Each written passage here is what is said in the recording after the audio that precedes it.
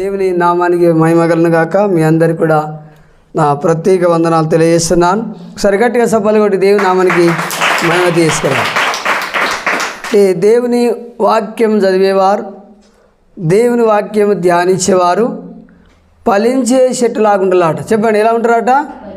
ఫలించే చెట్టులాగా ఉండను. ఈరోజు ఫలించే చెట్టులాగా ఉంటారట. చెప్పాలి, దేనిలాగా ఉంటారట? ఫలించే చెట్టులాగా ఉండును. ఎవరు? దేవుని వాక్యాన్ని చదువువారు కానీ, దేవుని వాక్యాన్ని ధ్యానించేవారు కానీ. ఇక్కడ రాసింది చూడండి, యెహోవా ధర్మశాస్త్రమును ఆనందించుచు దివారాత్రము దాన్ని ధ్యానించేవాడు ధన్యుడు. హల్లెలూయా. ఏమంటే దేవుని ధర్మశాస్త్రములను బట్టి ఆనందించుకుంటా మరి 24 గంటలు దివారాత్రులు దాన్ని ధ్యానించేవాడు కానీ, దాన్ని చదివేవాడు కానీ వారు ధన్యులు అంటుంది బైబిల్. హల్లెలూయా. కనుక ఎవరైతే మరి ఫలించే చెట్లాగా ఉండాలంటే దేవుని వాక్యాన్ని ధ్యానించేవారు. చెప్పాలి, దేవుని వాక్యాన్ని ధ్యానించేవారు, దేవుని వాక్యాన్ని చదివేవారు, దేవుని వాక్య ప్రకారంగా నడుచుకునేవారు. హల్లెలూయా. ఎలా ఉంటారట? వారు ఫలించే చెట్టు వలె ఉండును. ఎలా ఉంటారట చెప్పండి? ఫలించే చెట్టు వలె. చూడండి, నీళ్ళ కాలువ దగ్గర నాటబడ్డ ఆకు వాడక తన కాలమందు ఫలమిచ్చు చెట్టు వలె ఉండునని రాయబడ్డది. ఎవరు ఉంటారు అలా? చెట్టు దేని గుర్తు అంటే ఒక విశ్వాసి గుర్తుగా. దేవుడు మన అందరినీ చెట్లను దేనికి పోల్చినట్టు ఒక దేవుని బిడ్డలకు గుర్తుగా మనుషులకు పోల్చినాడు. చూడండి, ఇక్కడ ఏమంటాడు? అతడు నీటి కాలవన నాటబడినదై ఆకు వాడక తన కాలమందు ఫలమిచ్చు చెట్టు వలె ఉండును. అతడు చేసేదంతా సఫలమగును. హల్లెలూయా. వాళ్ళు చేసేదంతా కూడా సఫలమైద్దాట. ఎవరు చేసేది?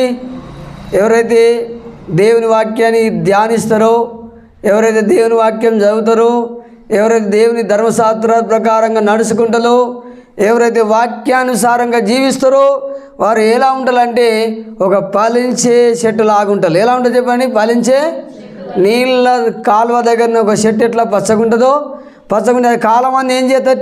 తగిన తయారీకి కాలానికి ఫలాలు ఇస్తూనే ఉంటుంది.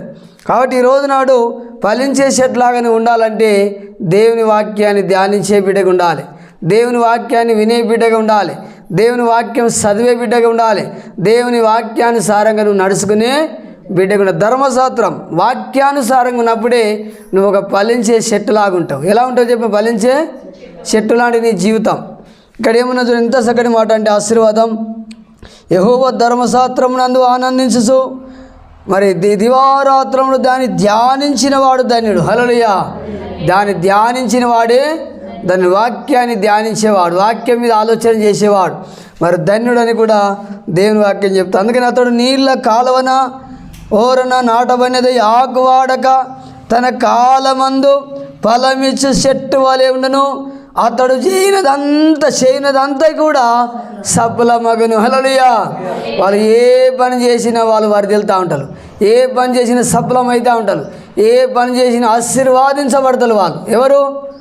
దేవుని మార్గంలో నడుచుకునేవారు, దేవుని వాక్యాన్ని ధ్యానించేవారు, దేవుని వాక్యాన్ని వినేవారు, దేవుని వాక్యానుసారంగా పాటించేవారు. అందుకనే వారు పచ్చడి చెట్టులాగా ఉంటారట. ఎలా ఉంటారు? ఫలమిచ్చే చెట్టు వలె ఉండును. ఈరోజు నేను ఒక ఫలమిచ్చే చెట్టులాగా ఉండాలంటే మరి నీళ్ళ దగ్గర చెట్టు ఉన్న నీళ్ళు దేని గుర్తు అంటే పరిశుద్ధాత్మ దేవుని గుర్తు. హల్లెలూయా. పరిశుద్ధాత్మ గుర్తు. పరిశుద్ధాత్మ ఉన్న వ్యక్తి వాడు ఫలించే చెట్టులాగా ఉంటాడు. హల్లెలూయా. ఫలించే చెట్టు లాంటి జీవితం ఉంటుంది. మరి నీళ్ళు దేని గుర్తు అంటే పవిత్రాత్మ శక్తి గుర్తు. మరి ఆ నీళ్ళు ఉన్నప్పుడే చెట్టు పచ్చగా ఉంటుంది, దీవించబడుతూ ఉంటుంది. పవిత్రాత్మ శక్తి నీకున్నప్పుడే, దేవుని ఆత్మ నీళ్ళు ఉన్నప్పుడే నువ్వు పచ్చగా ఉంటావు, దీవించబడుతూ ఉంటావు, నువ్వు వర్ధిల్లుతూ ఉంటావు. అందుకని దీనిలారా చూడండి, అందుకే మనం ఫలించే చెట్టులాగా ఉండాలి. దేనిలాగా ఉండాలి? ఒక ఫలించే చెట్టులాగా ఉండాలంటే ఏం చేయాలి? దేవుని వాక్యాన్ని ధ్యానించాలి, ధర్మశాస్త్రానిలో ఆనందించాలి, వాక్యాన్ని బట్టి ఆనందించాలి, వాక్యాన్ని ధ్యానించాలి, చదవాలి, వినాలి, దాని ప్రకారంగా నడుచుకున్నప్పుడే నువ్వు ఒక ఫలించే చెట్లాగా ఉంటావు. నువ్వు చేసే పని అంతా కూడా ఏమైందట? చెప్పండి, ఏమైందట? ఏ పని చేసుకున్నావు అతడు చేయనదంతా కూడా సఫలమగును. ఈరోజు ఎందుకు మనం పనులు చేస్తే ఫెయిల్ అయిపోతున్నాం అంటే వాక్యానుసారంగా లేక, బైబిల్ వినక, వాక్యం వినవక, వాక్యాన్ని ధ్యానించక, వాక్యం ప్రకారం నడవక మనం ఏ పని చేసింది కూడా ఫెయిల్ అయిపోతున్నాం. కాబట్టి అతను చేసేదంతా కూడా ఏమైందట? సఫలమైంది అంటుంది దేవుని వాక్యం. ఫలించే చెట్లాగా ఉండాలంటే ఏం చేయాలి? దేవుని వాక్యాన్ని 24 గంటలు దాన్ని ధ్యానించాలి, దాన్ని వినాలి, దాన్ని చదవాలి. దాని ప్రకారంగా మనము నడుచుకున్నప్పుడే దేవులారా మనం ఫలించే ఒక చెట్టులాగా ఉంటాం. మరి ఫలించే చెట్టులాగా మనం ఉంటాం. మనం చేసేదంతా కూడా సఫలమైద్దని చూస్తున్నాం. ఇంకొక మాట చదువుకుందాం. కీర్తనాలు 52వ అధ్యాయం 8వ వచనం. మొదటిది 3 విషయాలు చెప్పి నేను ముగించబోతున్నాం. మొదటిది, దేవుని వాక్యంలో ఎవరైతే వాక్యం మీద ధ్యానం ఉంటుందో, వాక్యం ఎవరైతే చదువుతారో, వాక్యానుసారంగా ఎవరైతే జీవిస్తారో వారు ధన్యులు, వారు ఫలించే చెట్లాగా ఉంటారు. ఎట్లా ఉంటుంది చెప్పండి? వారు ఫలించే చెట్టు. నీళ్ళ కాలువ దగ్గర ఇట్లా పచ్చగుని ఆ కాలానికి టయానికి పండిస్తుందో ఫలించే చెట్లాగా ఉంటుంది. ఈరోజు నేను ఫలించే చెట్లాగా ఉండాలంటే బైబిల్ని బట్టి సంతోషించాలి, వాక్యాన్ని బట్టి ఆనందించాలి, వాక్యాన్ని ధ్యానించాలి. వాక్యానుసారంగా నువ్వు జీవించినప్పుడే ఒక ఫలించే ఒక చెట్లాగా ఉంటావు. నువ్వు చేసేదంతా కూడా సఫలమైతే. రెండో చూద్దాం. మరి కీర్తనాలు 52వ అధ్యాయం 8వ వచనం. కీర్తనాలు 52వ అధ్యాయం చదవండి. ఎవరైనా దొరికితే చదవండి. 52వ అధ్యాయం 8వ వచనం.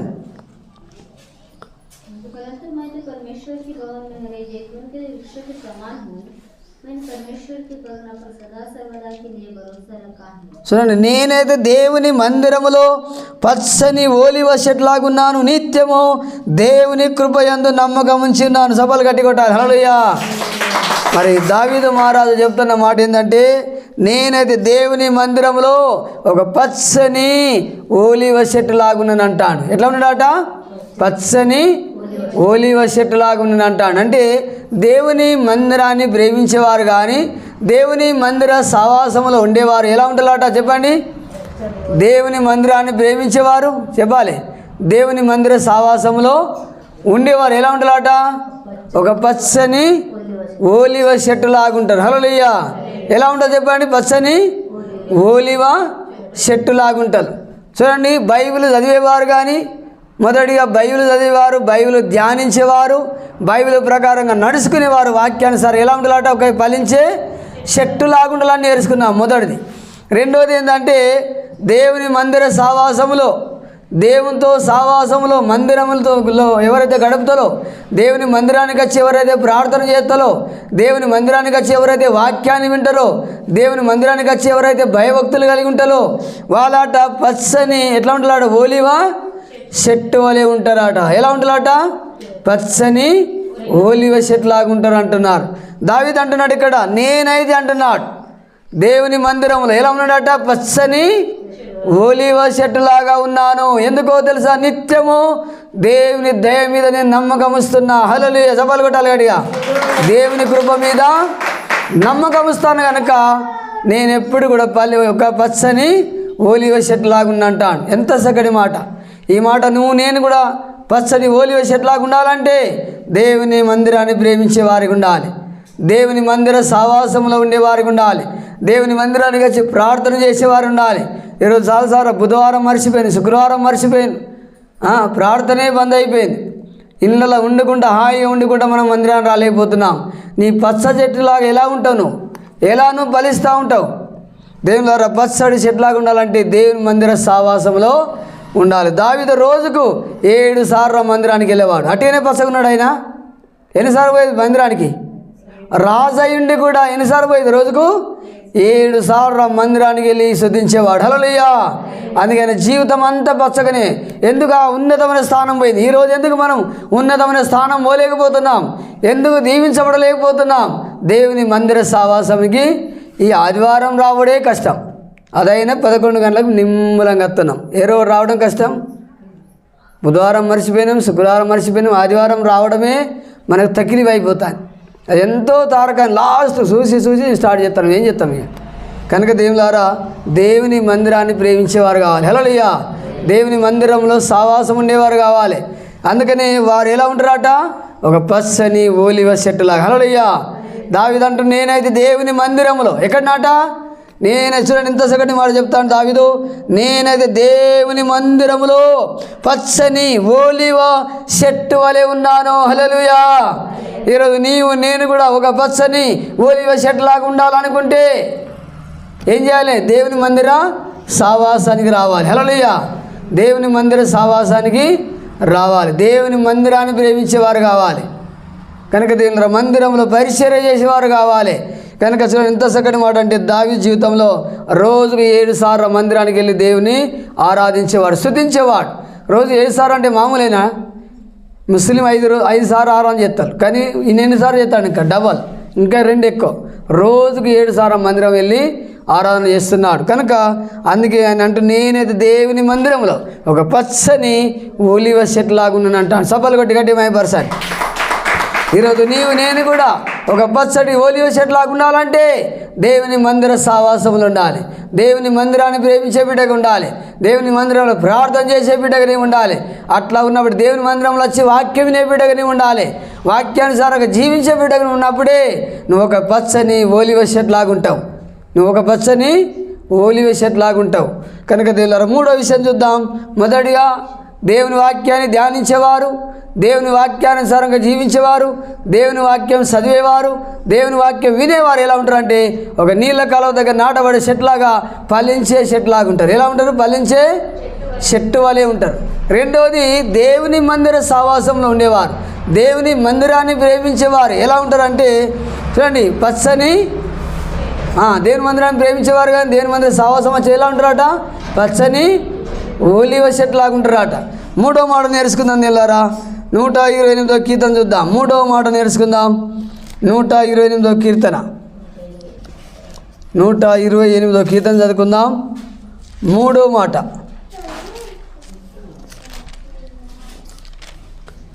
మరి 3వ మాట చూడండి. మొదటి వచనం చదువుతున్నా.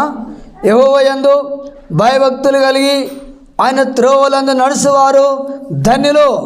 నిశ్చయంగా నీవు నీ కష్టార్జితము అనుభవించదవు. నీవు ధన్యుడు, నీకు మేలు కలుగును. నీ లోకిట భార్య బలించే ద్రాక్ష వలె ఉండును. నీ భోజనము బల్ల చుట్టూ నీ పిల్లలు ఓలివ మొక్క వలె ఉందరు. యెహోవా యందు భయభక్తులు గలవాడు ఈలాగున ఆశీర్వాదించబడును. సియోనులో నుండి యెహోవా నిన్ను ఆశీర్వాదించును. సభలు గట్టి కొట్టాలి. హల్లెలూయా. 3వది ఏంటంటే, ఎవరైతే దేవుని యందు భయము కలిగి భక్తి కలిగి ఉంటారో వాళ్ళు ఎలా ఉంటారు అంటే ఈలాగున ఆశీర్వాదించబడతారు అంటాను. ఎలాగ ఆశీర్వదించబడతారట? మొదటిగా తన యజమాని, ఇంటి యజమాని ఆయన కష్టార్జితాన్ని అనుభవిస్తాడట. రెండవది, భార్య ఫలించే ద్రాక్ష వలె ఉంటుందట. వారి పిల్లలు ఓలివ మొక్కల వలె ఉందరు. సభలు కొట్టండి. వారి పిల్లలు ఓలివ మొక్కల వలె ఉందరు. ఈలాగున వారు ఆశీర్వాదించబడదురు. చూడండి ఎంత చక్కటి మాట. 5వ వచనం చూద్దాం. 4వ వచనం. యెహోవా యందు భయభక్తులు గలవారు ఈలాగున ఆశీర్వాదించబడదురు. ఎలాగ ఆశీర్వదించబడతారు చెప్పండి? భయభక్తులు కలిగిన. 3వది, భయభక్తులు కలిగిన వారు. మొదటిగా దేవుని వాక్యాన్ని ధ్యానించేవారు, వాక్యానుసారం చదివేవారు, వినేవారు, దాని ప్రకారం నడుచుకునేవారు. ఎలా ఉంటారంటే ఫలించే చెట్లాగా ఉంటారు. రెండవది, మరి దేవుని మందిర సావాసములో కానీ దేవుని మందిరానికి వచ్చి ప్రార్థన చేసేవారు, దేవుని మందిరంలో దేవుని ప్రేమించేవారు, దేవుని మందిరాన్ని ప్రేమించేవారు, పరిచర్య చేసేవారు ఎలా ఉంటారంటే పచ్చని ఓలివ చెట్టు లాగా ఉంటారు. ఎలా ఉంటారు? పచ్చని ఓలివ చెట్టు లాగా.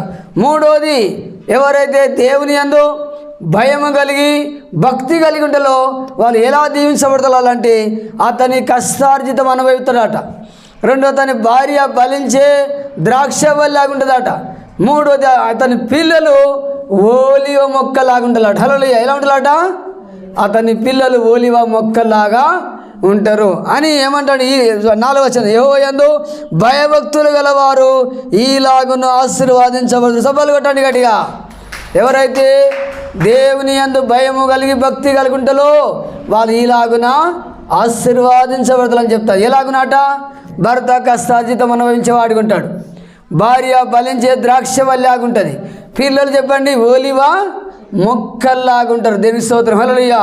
యెహోవాయందు భయభక్తులు గలవారు ఈలాగున ఆశీర్వాదించబడతారు అంటాను. ఎవరట? దేవుని యందు ఎవరైతే 3 రకాలు చెప్పిన ఈ రోజు నాడు 3 విషయాలు. మొదటిగా దేవుని వాక్యం చదివించి ధ్యానించేవారు, దేవుని వాక్యాన్ని చదివేవారు, దేవుని వాక్యాన్ని ప్రేమించేవారు, దేవుని వాక్యాన్ని ప్రకారంగా నడుచుకునేవారు ఎలా ఉంటారంటే ఫలించే చెట్టులాగుంటారు. రెండోది చెప్పండి, మందిర సావాసంలో దేవుని మందిరాన్ని ప్రేమించి దేవుని మందిరంలో ప్రార్థన చేసేవారు, దేవుని మందిరానికి వచ్చి భయభక్తులు కలిగి ఉండేవారు, పరిచర్య చేసేవారు ఎలా ఉంటారట? వారు పచ్చని చెప్పండి ఓలివ చెట్టులాగుంటారు.